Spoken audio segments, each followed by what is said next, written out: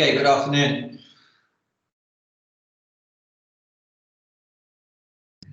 I hope that we are all back. I'm back. Okay. I'm back. Okay, thank you.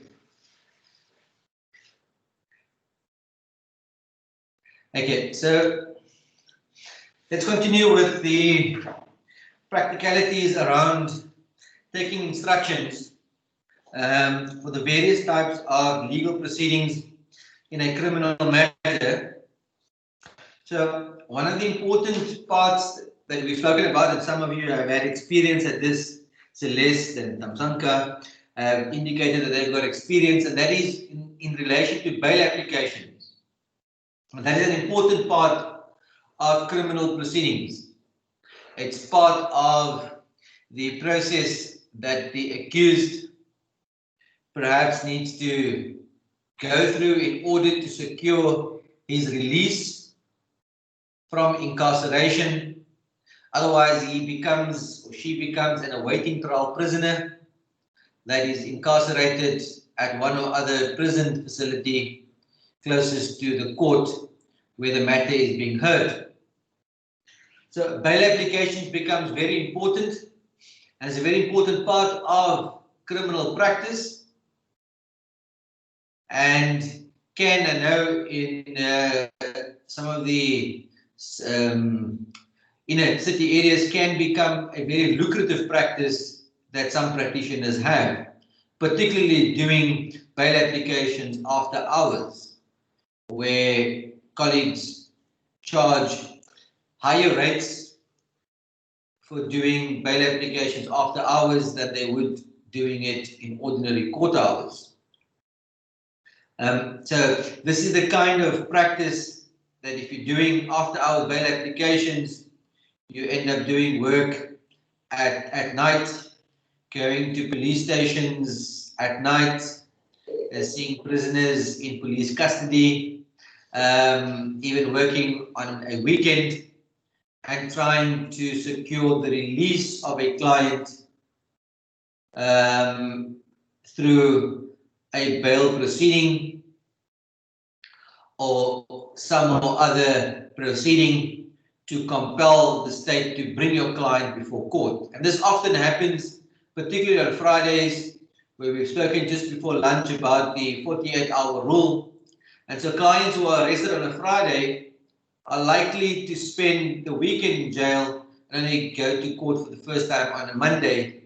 And that prospect of staying in court over a weekend, as opposed to most times overnight only, that is a prospect that many can't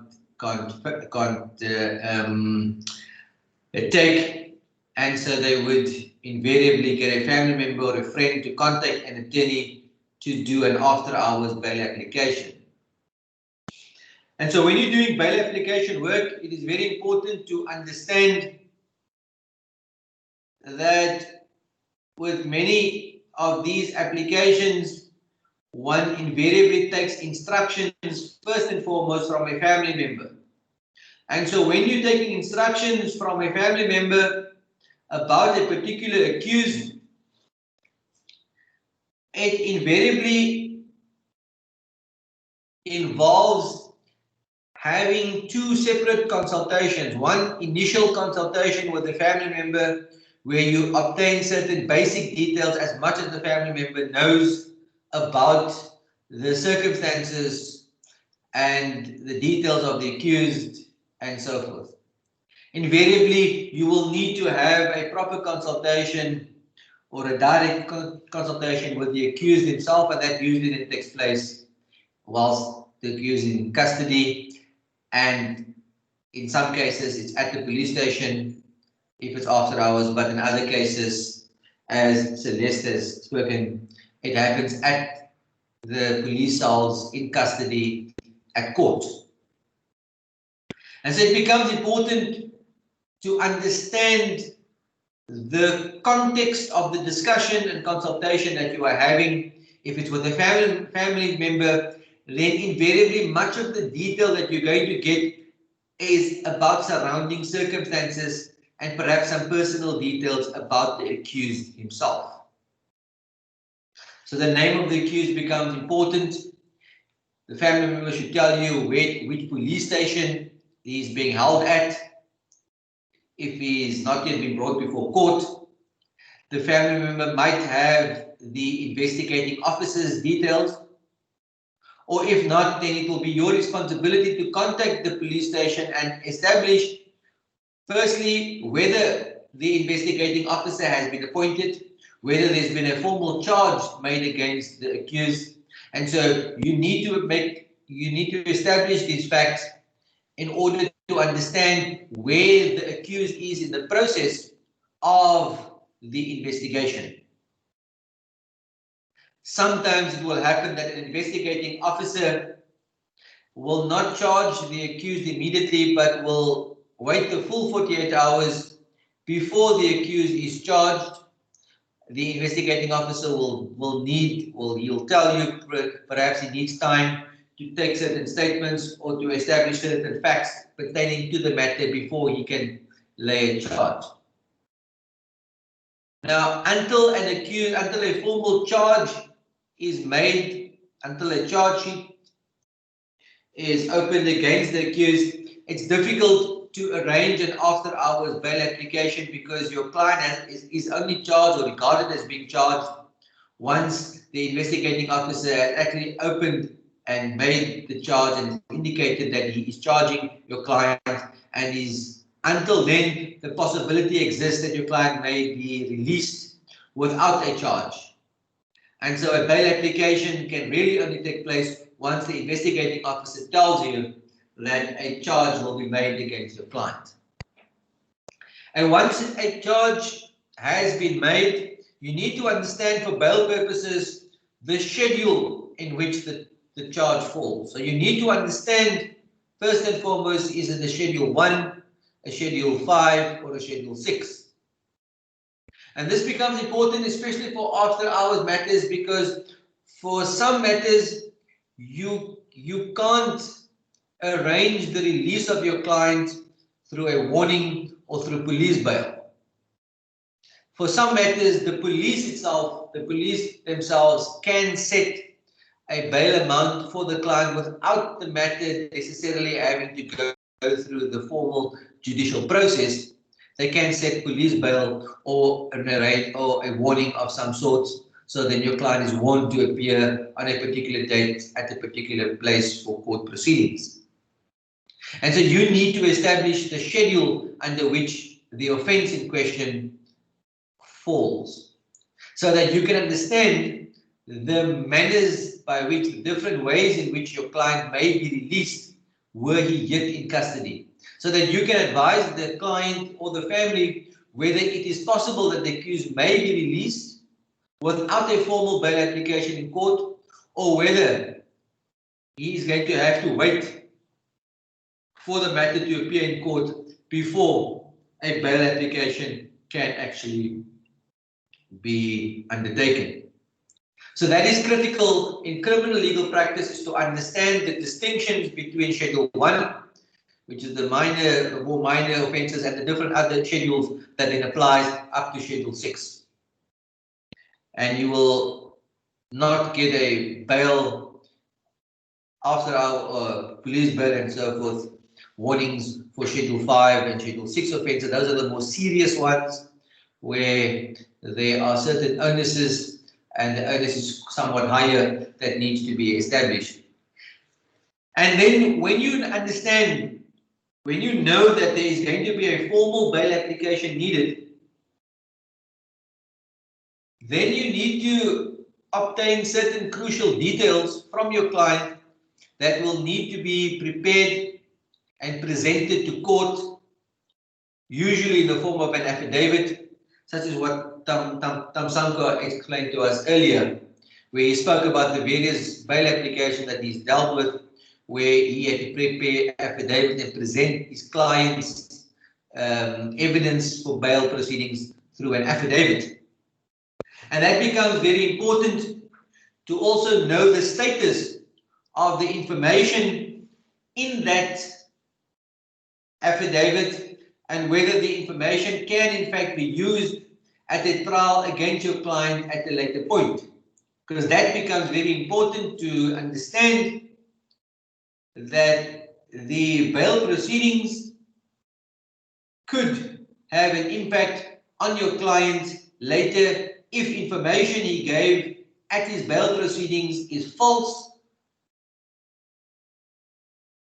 That could at a later point come back to bite him at the trial itself or at sentencing if your client were to be found guilty. So important details such as the ones I mentioned there, certainly your clients. And so, but before I get there, what are the objectives? And so you need to understand the reason that one takes some of the details about the accused. What exactly are you trying to establish with the court in order for you to secure the release of your client on bail? So one of the key objectives with this is to understand that you are trying to establish with the court that your client has roots in the community and that he poses minimal, if any, at all, flight risk. That if granted bail, the likelihood is stronger that you will stand his trial than abscond and not stand his trial. So that's one of the things that you're trying to establish at a bail application. Another thing that you're trying to establish with the court, possibly at the bail application, is establish to the court that your client has little reason to fear a trial. So if you know sufficient facts about the matter that tends to suggest that your client is innocent and will plead not guilty, and that there are facts in his favor, it is at bail application stage possible for you to then place these facts before the court to demonstrate to the court how your client is likely to plead. He's not obliged necessarily, but is likely to plead in the way, and you need to be very careful how you put that before the court. And also some of the crucial facts that is likely to come out at trial that will tend to show that your client is innocent.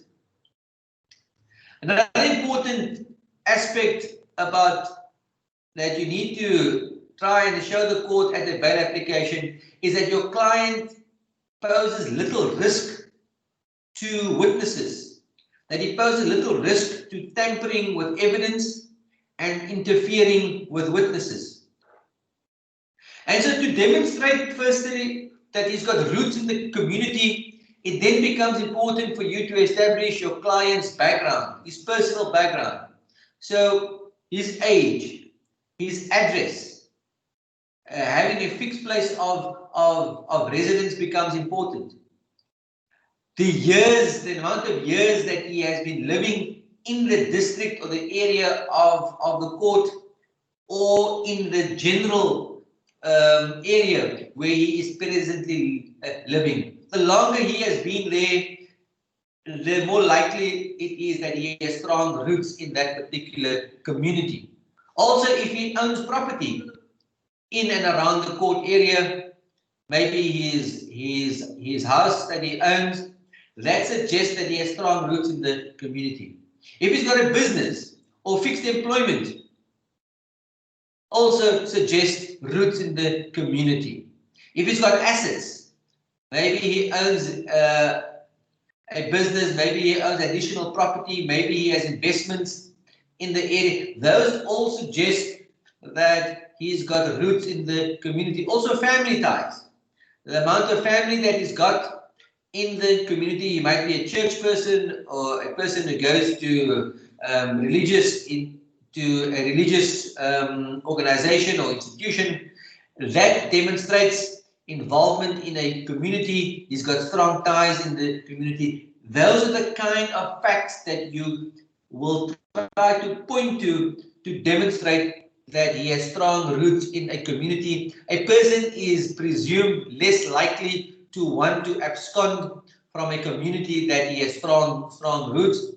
But if a person has tenuous routes, then it is conceivable, it's possible that the argument can be made by the state that the person does not have such strong roots and that the chances of absconding is reasonably high. Of course, there is the question also of passport. So if there's a risk, if there is some facts that may indicate that the accused might pose a flight risk, it is always advisable and wise to then offer to the prosecution that your client will surrender his passport for the duration of the trial. And that is a demonstration of good faith, of the intention of demonstrating an intention that your client poses little risk of trying to abscond. Insofar as demonstrating that your client has reasonable prospects of success and does not have to fear a trial, again here take some instructions then from the client related to the offence, what his plea is likely to be, and in this regard you can approach the prosecutor and ask the prosecutor if he will permit you access to the state's file to read some of the statements in the file at the time of the bail application, the investigating officer's statement and what information he actually places in his statement. Another important consideration to look at is if your bail application is going to be a formal bail application, establish from the investigating officer what his attitude is towards bail. Is he opposing bail? If so, what are the conditions that he might want to impose before bail should be granted? If you understand what the conditions are, what the attitude is, you can already take instructions from your client at the consultation about your client's instructions related to the conditions that the state wants him to satisfy before they will agree to a granting of bail. It's always good to try and avoid an unnecessary bail application where the state is opposing bail and you may have to prove your client's entitlement to bail. Sometimes I find that practitioners have not consulted properly, have not discussed the matter with the state properly, have not discussed the matter even possibly with the investigating officer, and simply then proceed and forge ahead with an opposed bail application, not realizing that if they had simply discussed the matter properly and obtained detailed instruction from their client on his attitude to some of the conditions that may want to be imposed, often clients, to get their freedom, they don't mind reporting to the police station. They don't mind surrendering a passport. They don't mind having certain conditions of house arrest imposed on them if they can get out of jail. And so consulting with your client, but also consulting with the police officers and the prosecutor becomes critical as part of a proper consultation process in the efficient and effective execution of your duties competently. And that ultimately is a feature that must permeate throughout your practice in criminal law, but also in civil law. It matters not whether you practice in civil law or criminal law. If you prepare well, if you consult well, you take instructions, and you are covering all your bases, so to speak, you can be and you will more likely be an effective practitioner. And so that's why on that slide, I refer there to the various types of details that you will take, but you need to understand the context in which you are taking this. It's not simply a tick box approach where you say that the slide says I must take down your marital status and it says I must look at the length of your ownership and that.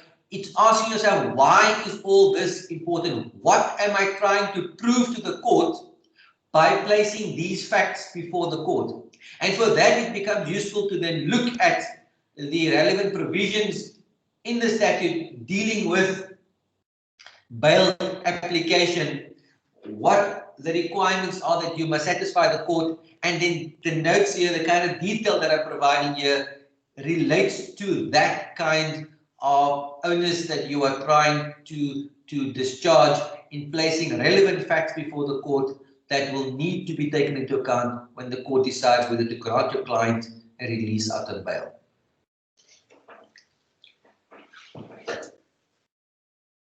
As I said in the morning, that one of the things that we will do in our face-to-face session is we will run a trial. We will start a process of mock trials, going through the process from start to finish, from consultation through a bail process, a plea, the state's case, the end of the state's case, then the next phase in the process. So again, preparation for trial requires consultation.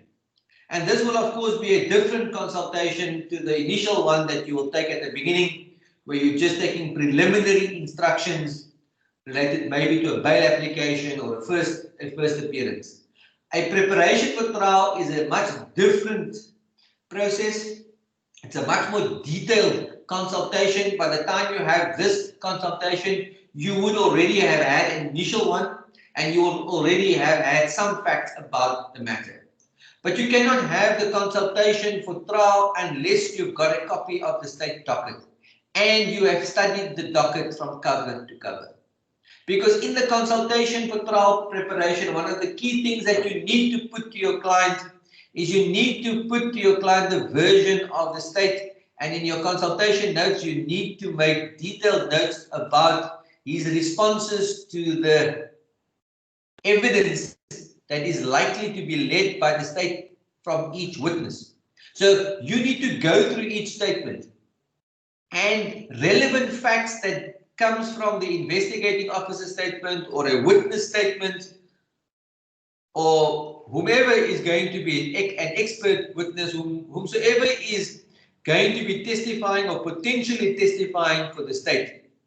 You need to make sure that you summarize those statements, that you distill from those statements the key facts that either demonstrate inconsistencies in the state's case.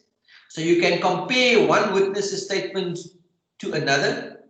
So if there are two or more witnesses, eyewitnesses that I'm talking about. So there are eyewitnesses and then there are just witnesses who are going to come and lead evidence. But if eyewitnesses to a crime, if there's more than one, you need to study their statements carefully. You need to understand their evidence as per the statements and try to pick out inconsistencies that may come out of the statements, because that is weakness in their statements that you will put to them in cross-examination. But another reason why you need to unpack their statements for consultation purposes is that facts, relevant facts, that may tend to implicate your client, that may tend to strengthen the state's case, you need to make a note of those facts and get your client's response to those facts. Because when you're cross-examining those witnesses, in cross-examination, or rather firstly they will testify in chief, one of the things that you will need to listen very carefully when they are testifying in chief, having made your notes from their statements as to what the key facts or elements of their statement is, you need to check that with the evidence that comes out in their examination in chief. Also, if there is an inconsistency between statements that they made on oath in the police docket versus what they've made on oath in court, you need to make those notes as the evidence is being led in court. So that ultimately, when you are cross-examining that witness, you will point out to the witness something that was stated in the written statement to the police versus something that the witness might have said that is inconsistent with evidence led in chief, or alternatively, with simply something inconsistent that the witness might say during cross-examination. And so preparation becomes very important. You need to take each witness statement and summarize that and make sure you understand each fact, relevant, critical fact by that witness. So when that witness is in the witness box in chief and cross-examination, you know his evidence back to front and will be able to quite easily pick up inconsistencies, contradictions, because that often happens. Often witnesses will come to criminal court not having read their written statement that they've made months, if not more than a year before the evidence that they have led. You would have read those statements probably if you prepared well. You would have read it much closer to the court time or the trial date, and so you would be better placed to pick up an inconsistency the moment it comes out in examination. Sorry, and so there, yes. Which statements weighs more between the complainant statement and the eyewitness statement? Because I have a case, the complainant. Just ask that again. Which statement is more? Which one weighs more between the complainant Weighs more. statement? Oh, weighs more. Okay, yes, yeah. Because I have a case, it's a robbery charge.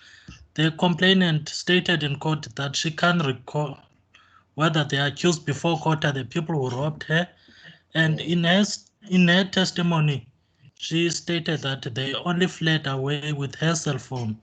Yes. And the police officer said they took the bag with all of her items, and when they were apprehended, the bag was returned and the items were still in the bag. But the complainant said, no, they only took my cell phone, but they never took the bag. So there was that, there was no collaboration between the complainant and the police officer who was a witness of the robbery. Okay, And so I'm intending to bring a section 174, but I'm not sure how exactly to tackle that. okay, so what you must understand, and this often happens, that a crime, some or other crime is committed, and the complainant is not always able to identify the perpetrator. And you must understand in your case, and this is a very common thing, I've also had it, where no state witness was able to place the accused at the scene of the crime when it happened. But your client is caught in possession of the items at some point.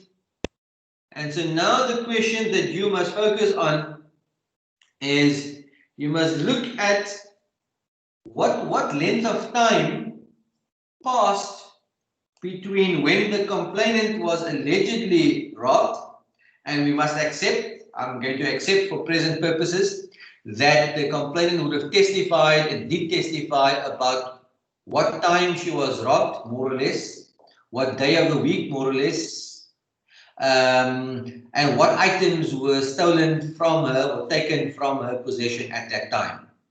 And I'm going to assume for present purposes that the items that the police officer then testified about, which he found on the accused, because he arrested the accused and found the same items that was described by the complainant as having been taken from her. I'm going to assume that those items found matches the description of what was stolen. So when the court is faced with this, the court is now must look at the probabilities. How probable is it that the person who was found in possession of these items could have been the perpetrator who took it from the particular complainant? And if there's no dispute that she was robbed, if there's no dispute that she suffered the attack on her person in the way that she had described, and that so these items were actually taken from her through an act of violence of some sort. And your client was found shortly after, and here we're talking about duration. So you would have to look at the duration. You would need to consider whether or not there is some or other onus on your client to now explain his possession. Because you must remember, even if your client is found innocent of the robbery, even if there is some doubt in the judicial officer's mind because maybe the time duration between when the offence occurred and he was caught, maybe there was a half an hour difference, or maybe there was an hour, maybe there was a day's difference. You know, the judicial officer may have some doubt in his mind as to whether your client can be convicted as the perpetrator. But remember, there's also the offence that a person found in possession of goods that has been stolen. He may be convicted of possession of goods that is stolen, or possession of goods that he is an unauthorized possession of. I think it was the Section 36 of the General Law Amendment Act. So these are possible competent verdicts that may befall your client. I had a matter where the accused was charged with theft of a motor vehicle. And we were able to establish that that the state did not have sufficient evidence to prove that he was the perpetrator of the theft. But because he admitted to being in possession of the vehicle, it was found in his possession, and it was established by the state that it was a stolen vehicle. They looked at the chassis numbers and so forth. And so the question arose whether he had a plausible explanation for being in possession of those items that were now found to have been stolen. And ultimately, he was actually convicted of that possible competent verdict. And in your case, you know, that is potentially a possibility, and the likelihood of you getting a 174, yeah, it's debatable whether you will get that on these charges. It's possible that there is an onus on your client to possibly explain his possession in order to not necessarily avoid a conviction for the main charge, but for a possible competent verdict on that main charge. I hope that answers your question, Thamsanqa. Yes, it does, Prof. Thank you. Okay. Okay, so then let's go to the next one, and that is, I've spoken about the trial preparation, how important that thing is, and what you need to focus on and look at in dealing with preparation. But then there's also a consultation that you can have in relation to a Section 115 not guilty plea.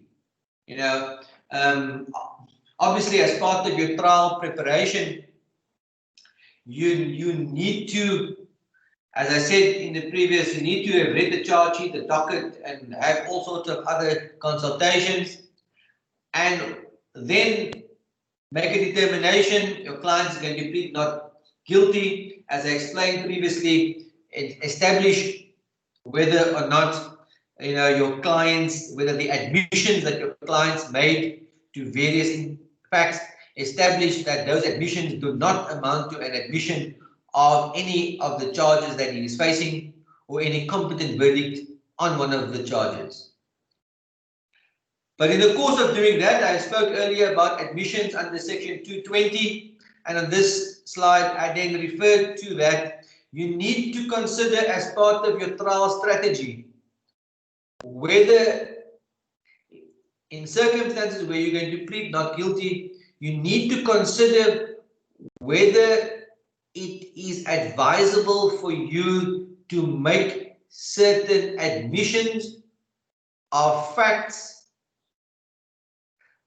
that may strategically benefit you. And when I say strategically benefit you, practitioners who make admissions under section 220 often do so because they are placing a particular version before the courts. And I think, if I remember correctly, this was actually done in the Oscar Pistorius matter. By placing a particular version before the court, and this, just so that you understand, in the process of the trial procedure in court, this would happen if you're making these admissions. You can make it at any stage in the proceeding, but generally speaking, because you can make an admission at any time during the trial of a particular fact that would assist the court in possibly narrowing issues. But generally speaking, this is done at the early stage. So once the accused has pleaded not guilty and before the state has commenced with its first witness, at that point the magistrate or the judicial officer may ask the attorney or the practitioner whether any admissions are going to be made. It's at that point that you would be afforded the opportunity to make any admissions of fact under section 220. And this is something you need to consider as part of trial strategy. As part of your consultation process and preparation for trial, you need to consider this and take instructions from your client whether he is comfortable or she is comfortable with you making these admissions. Explain to the client the reason that these admissions are to be made or why it is beneficial or advisable to your strategy or to your client's case. It is part of your ethical responsibilities not to make admissions merely because you want to make them. Your client's consent is very important because remember, part of the fairness of the trial involves your client being not just a passenger on the trial, leaving everything to the attorney, but he needs to know why certain things are being done in his name, because you are making admissions in his name. By making an admission, you are discharging the state of an obligation to prove a certain fact. The duty to prove is on the state to prove the case beyond a reasonable doubt, and those facts that you admit makes the burden on the state lighter, and accused persons need to participate in that decision-making process that affects their interests and their rights. So do not make admissions lightly, and only make admissions if you've got the consent of your client, because when you make these admissions in court, you should inform the court that your client has consented to these admissions. And it is a good practice to make these admissions in writing, to have your client sign the admissions statement, and for you to countersign the admissions statement if you've got a right of appearance, or have your principal sign it if you're still a candidate attorney. Because then your client cannot later say that he was unaware of the admissions and he distanced himself from it, as sometimes happens when there's an appeal or a different attorney for a review. It often happens that the attorney who handled, or the legal practitioner who handled the case, is blamed for botching some or other part of the case. And try to ensure that your name is, and that your reputation is protected by following simple rules and ensuring that your client's rights are protected throughout the process. You are there to protect your client's rights, but you're also there to respect your client and to respect the fact that his consent is needed for certain key decisions that you take as part of your trial strategy. So, as I was explaining, so with these admissions, what attorneys often do is they might make admissions of particular facts that places a version of the events before the court, a version that will be the accused's version, So that at the end of the state's case, if you're going to apply for a Section 174 discharge, you can refer the court to both the evidence that the state has led and to the Section 220 admission, the facts that were admitted, and ask the court to deliberate on the Section 174 discharge based not only on the evidence led by the state, but also based on the admissions that were made under Section 220. That can at times benefit you, because what at times does happen is a court rejects a Section 174 application for a discharge on the basis that the accused version is not yet before the court, and the court is of the view that the state has led enough evidence to put the accused on his defense. But if you've already placed a defense before the court, some defense through admissions, the state prosecutor would have been entitled, as part of his case, when presenting his case to his witnesses, he would then already have been entitled to put those facts to his witnesses and question them for their views on those facts. And the court would already, by the end of the state's case, have some evaluate, or they would have enough facts before the court to evaluate the state's case against the version of the accused that was placed before court under Section 220. That at times does assist a practitioner seeking a Section 174 discharge. It makes it easier. It doesn't mean that you will always get it, but strategically it does help if you had made these admissions. But a word of caution, do not make admissions lightly. It needs to be thought through carefully, and you need to make sure that the admissions you make are not admissions that you may regret making. Because once an admission is made, it is very difficult. Once that milk is spilled, it's very difficult to put it back in the bottle, and the same with admissions here. Once the judge or the magistrate has heard these admissions, it's very difficult to unring that bell.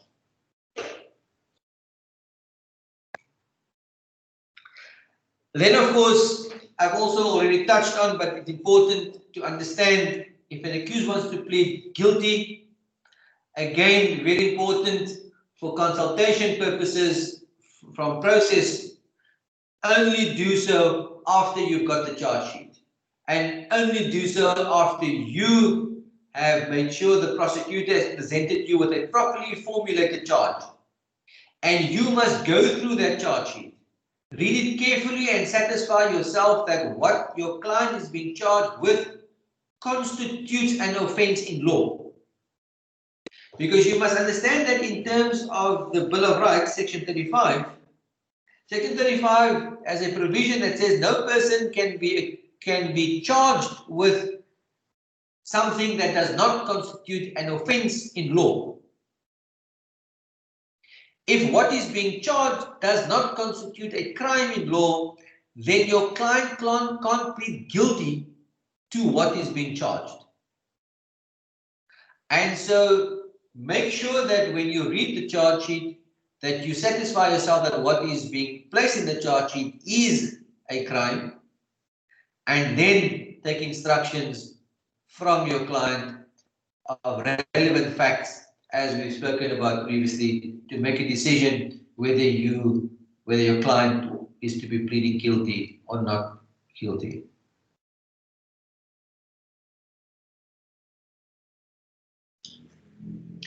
Again, okay, I've already done that. Know your role. We've spoken about that. Again, once he decides to be guilty, again, I've spoken about this as well. The information that you need to obtain from your client is very important, and the things you need to explain to your client, as I've got it there, you need to explain to him his right to remain silent, his right against self-incrimination. You need to explain to him if he wants to plead guilty, he needs to confirm that he's pleading guilty, it's being done freely and voluntarily, and that no one is forcing him to to plead guilty. And if you do a guilty plea, make sure that these statements are contained in your guilty plea.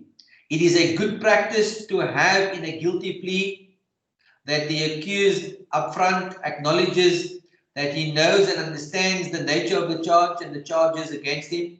He knows and understands his rights under the Constitution, including the right to remain silent and not to incriminate himself, and that he confirms that the admissions in the statement and the plea of guilty is done freely and voluntarily.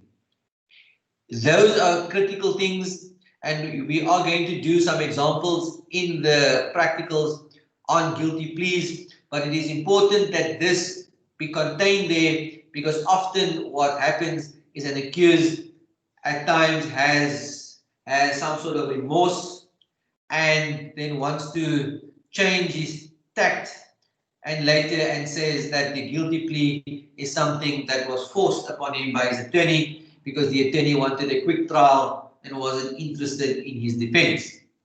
And do not become a victim of accused who has some sort of bias, remorse, and wants to change approach during a trial.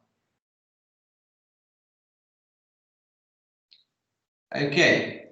Of course, if your client wants to plead guilty, as part of your responsibility in performing your functions competently, you need to explain to your client the consequences of pleading guilty.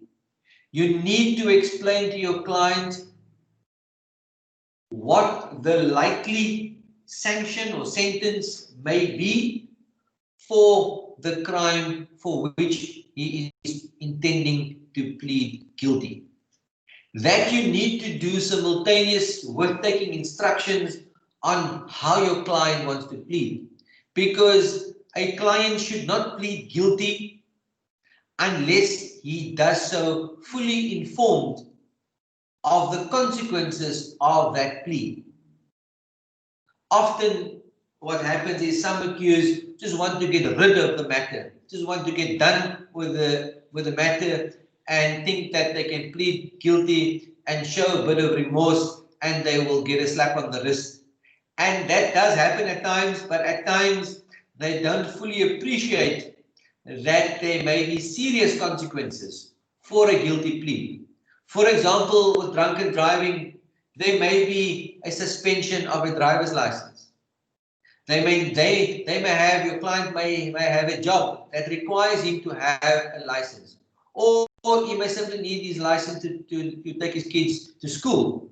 And he thinks that a guilty plea will get rid of the criminal matter, but there are other consequences, practical consequences that the magistrate would have to look at that your client may not have thought about.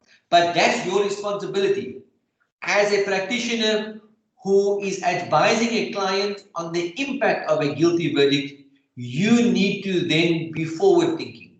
You need to think about sanctions. You need to think about what the possible sanction is for an offense of that nature. And for that reason, you need perhaps to start to then consult with your client about his personal circumstances, looking at his personal circumstances, the gravity of the offense, and the interest of the community. Those are three competing considerations that are relevant when one deals with sentencing.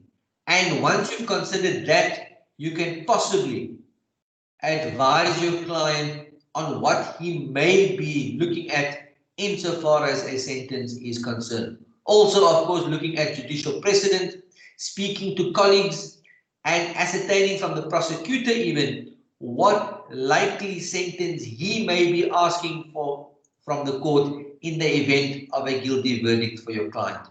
With all that in mind, you need to place these facts before the accused, before your client, so that he makes an informed choice before signing that Section 112 plea and putting his name to the document. He needs to have some idea as to what's coming afterwards, because the guilty plea is not the end of the process. it only gets in quicker to the sanctions or the sentencing phase.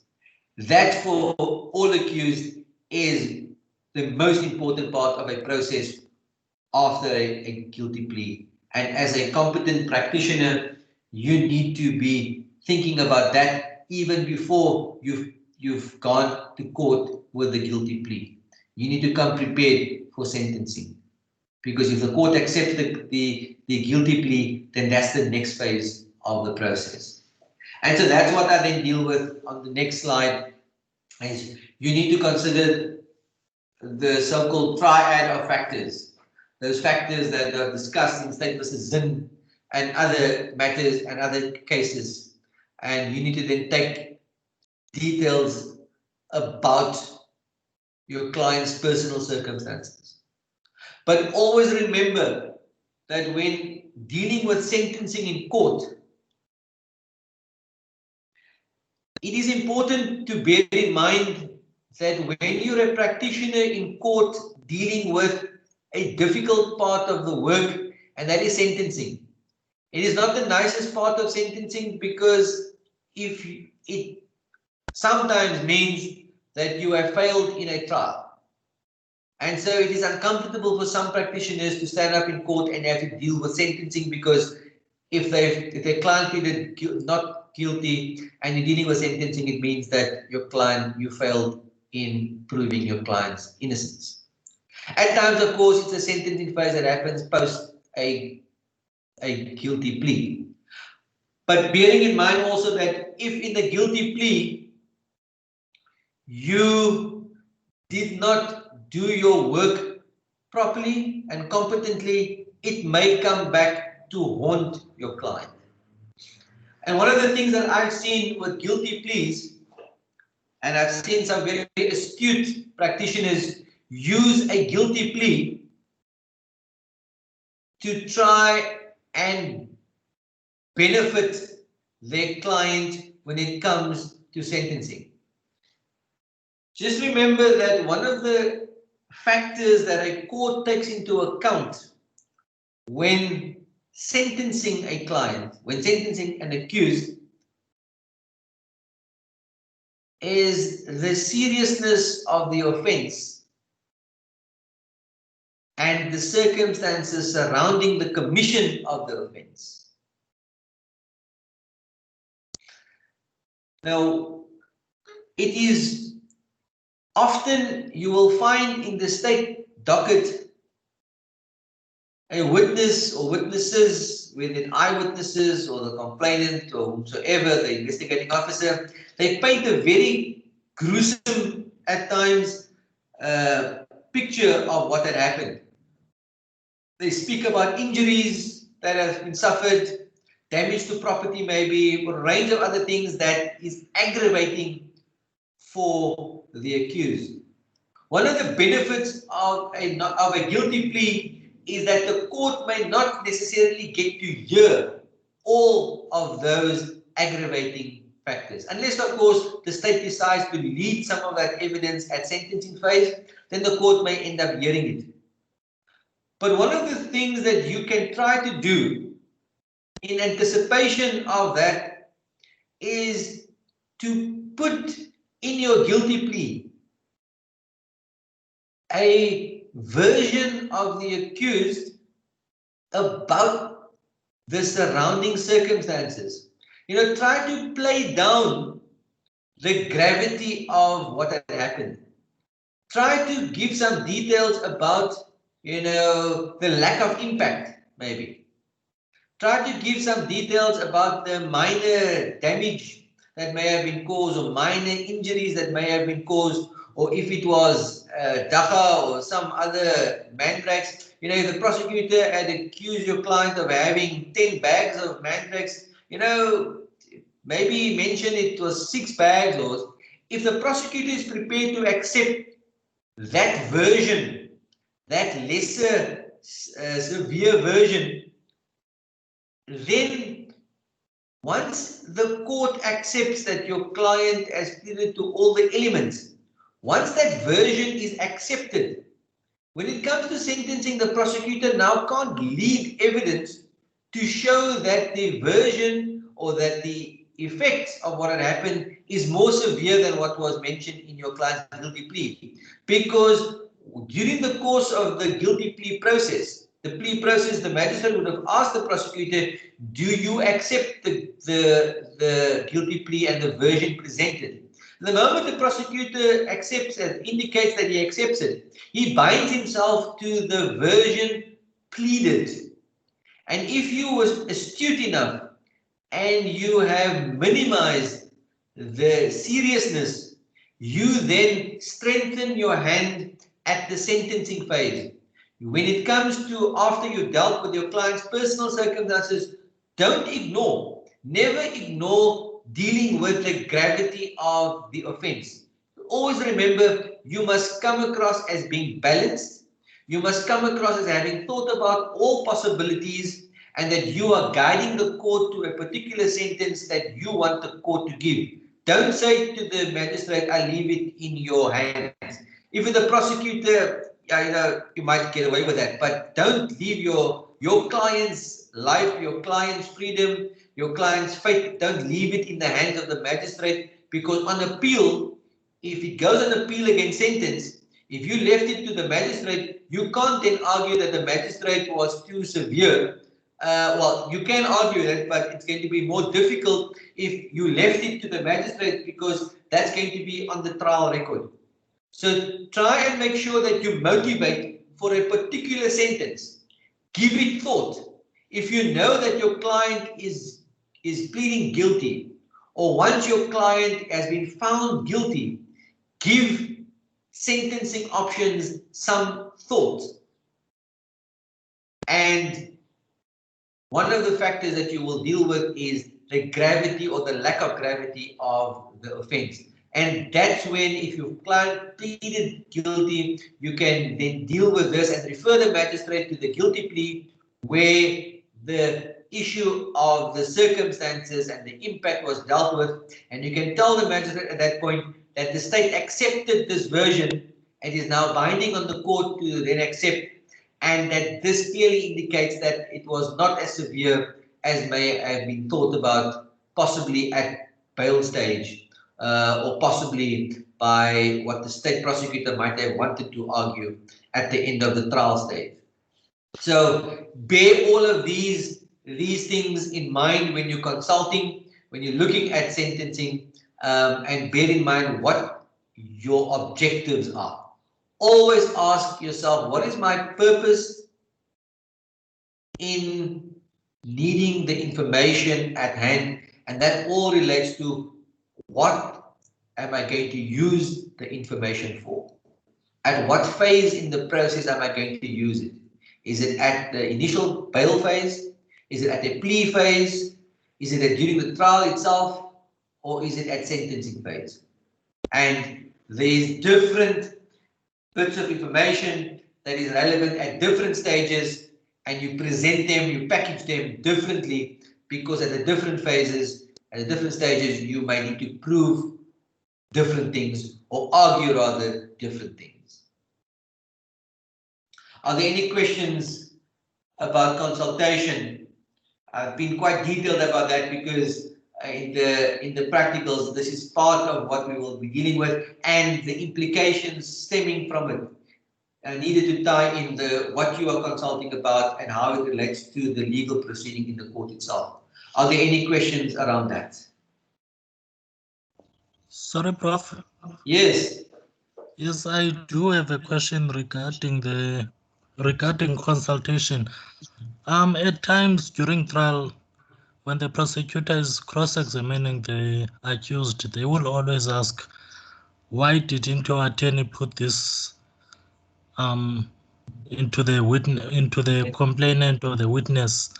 Yeah. Is it necessary to say everything? Because I feel like when I'm consulting, if I was to write everything that my client is saying, the consultation will probably be 30 pages.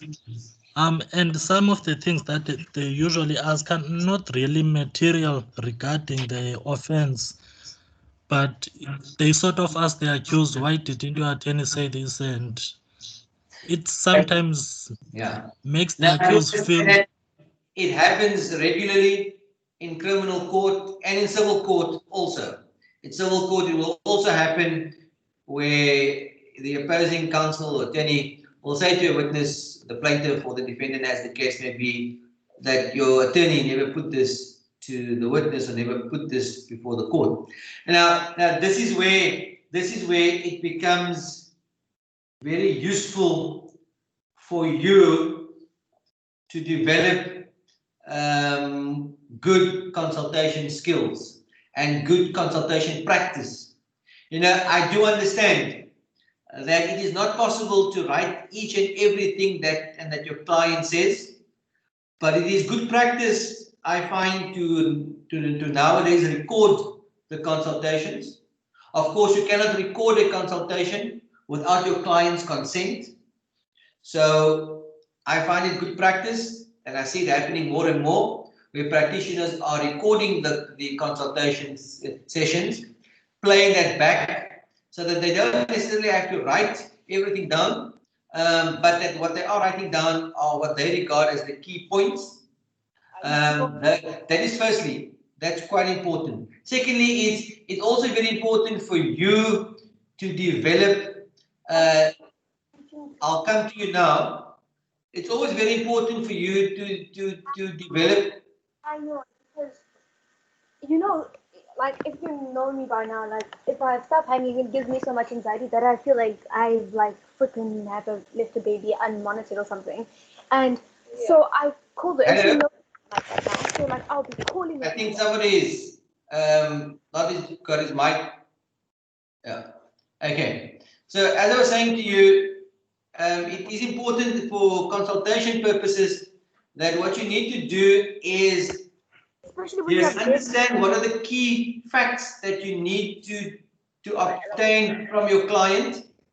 This should be But if it happens during a court proceeding that something comes up that is put to your client as to why your attorney did not put it to the witness. If it's a matter that wasn't important or wasn't relevant, make a note of that so that in closing argument, you can refer to it in closing argument and deal with it in closing argument if it was a matter that genuinely wasn't relevant, wasn't crucial to the case.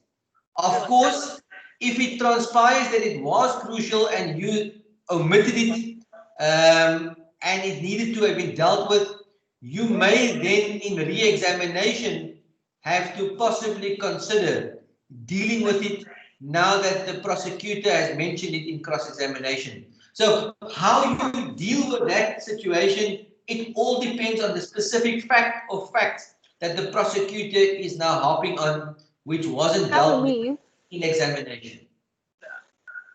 All right. That's what she does with me. She did that with me. Is the Nyarato Musembe's mic that's on? When we ask the question, she'll be like, Nyara. I'm like, I don't know. I think that somebody's mic is on. You're the one that had the thingy with the client. I don't know what the client said. Yeah. And so your mic is on. Because like, and now she was getting pissed with Brandon because he was asking her questions. Can somebody please ask whoever's mic is on? No. Were you there? I was like, no. And then he's like, did you speak? I'm like, no. It's like, so how would you know? I didn't want to say exactly, but I was like, exactly. Yeah. You know? Yeah. He was like, no, and told me needs to do that information. I told her to call me because that's why I asked her. I read her. Can we not? Nyarato? And you're not muted, sir. Yeah. Okay, so let's just continue. We've got about 10 minutes left. I want to finish at 15:15. So I've spoken a lot about what I wanted to speak about, getting the clients released out on bail. Much of what is dealt with under this part of the notes that you will see, it deals with the bail. I've already discussed that at length, and so I'm not going to deal with that. We've discussed that. What I need to deal with now is methods of disposing a case without a trial.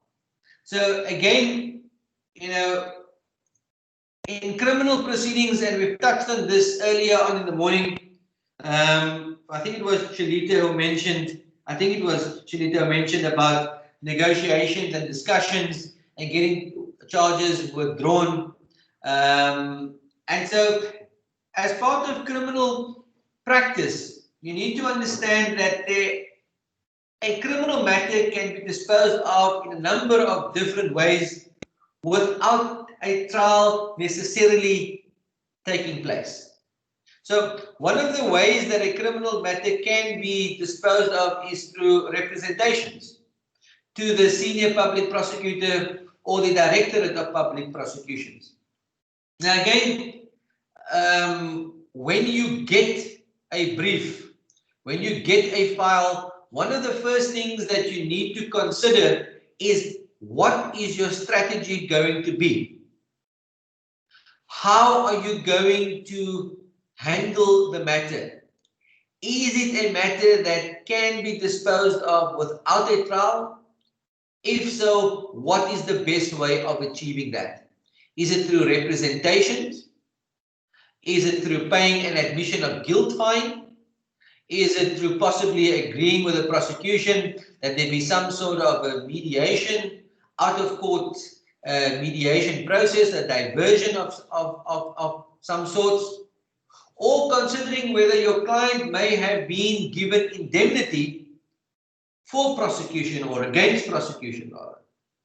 So as part of the process of dealing with a file, you need to know and understand that just because you get a criminal matter does not mean that that matter has to end up in a criminal trial. Part of being a competent legal representative involves you understanding the criminal justice system and the way in which the system works and the different methods by which a criminal matter can be disposed of. One of the ways that can be done is through representations, and that is done on paper, it's done in writing, and you motivate why the matter ought to be withdrawn. Motivate that. I've had a couple of matters that I've successfully motivated why the matter should not be going to a criminal court. Sometimes it is as simple as the matter is not a criminal matter, but really it is a dispute between neighbors that should be dealt with in a civil matter. Sometimes it is as simple as it is a family dispute that should be dealt with through some or other mediation process. Or the accused needs a bit of counseling and the State Prosecution Service can arrange some form of mediation with the complainant and the accused. So you need to apply your mind to the best method to address and resolve the case without the need for a trial. A trial should be the last process that you should try to then undertake to try and get a matter completed. Because trials can be expensive for clients, trials can take a long time, and so one needs to give the client the best possible service, and one of that is to consider different ways to dispose of a criminal matter. And so the rest of the notes that you will find is some of the things that I've already dealt with is the rights of accused persons, and I've mentioned section 35, and the notes deal at length with that, the right to competent legal representation, the rights when in prison, if there's a wrongful arrest and detention, I've mentioned that you can have civil proceedings that then arise from a criminal prosecution. And again, I've just dealt in some detail with section 35, which is quite important, but that is more the substantive law part of what we are dealing with. But what is important is the right to access information. And that is sometimes something that practitioners lose or they're uncertain about. They're uncertain about just how much of information are we entitled to receive from the state? How much of the docket are we entitled to? And so part of the right to a fair trial, our courts have recognized, is the right of access in the pre-trial phase to copies of the state docket, witness statements. And in certain circumstances, you are also entitled to consult with state witnesses, but must do so in the presence of the relevant prosecutor or representative or that nominee. Rarely will they allow you to consult with a state witness without any supervision. But it can happen. But the important point for present purposes is that you must understand that your preparation work can include, in certain circumstances, you consulting with state witnesses. And the procedure to get access to a state witness is similar to that in a civil matter. If you need to interview a competing party's witness, an expert or something, you must contact your opponent, in this case the prosecutor, and inform the prosecutor timeously of the intention to want to consult with a state witness and the identity of the witness, and providing with the reason for the consultation and the proposed time and so forth, so they can consider facilitating that. If they refuse you permission, you can raise that at a later point and argue with the presiding officer that your client's rights to a fair trial were denied because you were denied the right to interview or consult with a state witness in preparation for the trial. That might, and you should place that on record during the trial, probably at the earliest possible opportunity, so that it's on record. So if there is an appeal, you can possibly use that as a grounds for an appeal, particularly where the evidence of that witness that you wanted to consult is crucial for the state securing its conviction of your client. So that is an important point from a practical point of view, how you need to use your client's rights.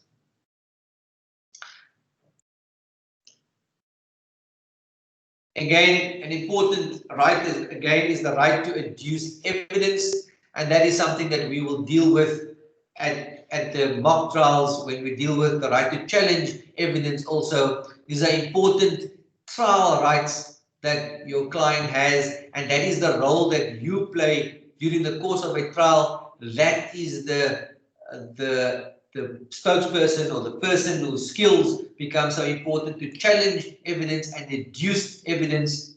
There are rules that must be complied with, and so it is useful for you to familiarize yourself with some of the literature on techniques in litigation, techniques for cross-examination, techniques for evidence in chief, how to ask a question in chief without leading a witness. What constitutes leading a witness?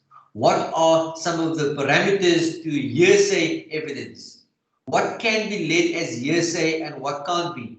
And what are the rules that apply when you do lead hearsay evidence? How do you lead them and get them provisionally allowed, but later make sure that you bring the witness whose evidence is directly needed in order to provide the corroboration for that statement. So this becomes so crucial as part and parcel of the practice of criminal practice, but it applies equally true for your civil practice. And then the last one, of course, is your rights to review and your rights to appeal, and those are the usual ones that I've mentioned before. Under the rules of under the Criminal Procedure Act, certain matters have an automatic review, go on automatic review to the High Court. But of course, appeals is something that you need to start and initiate through the usual processes. It's 2:15, and that is the end of the session. That's also the end of the slides that I've prepared. I will make this available for you. I'll forward that to Prudence and ask Prudence to email all of the slides to you so that you have it and can go through the slides. I'm hoping that it was of help and will be of help to you. All right, are there any questions before we end off today? Anything that you need to clarify with me about anything that we've discussed and the way forward? Sorry, can I please ask if we can get your email address if we have any queries? Maybe Sure. just to explain something. That's fine. You can send it to me at fmusa@uwc.ac.za.